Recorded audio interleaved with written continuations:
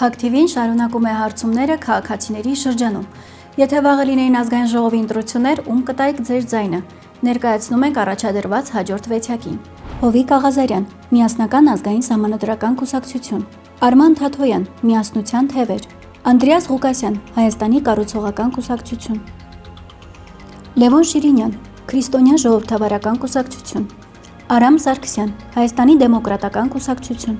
Սուրեն Սուրենյանց, Դեմոկրատական այլընտրանք կուսակցություն։ Իսկ դուք, սիրելի հեռուստադիտող, թողեք ձեր ընտրությունը։ Ձայների հաշվարկի արդյունքները կհրապարակվեն մեկ շաբաթ անց 11:00-ին։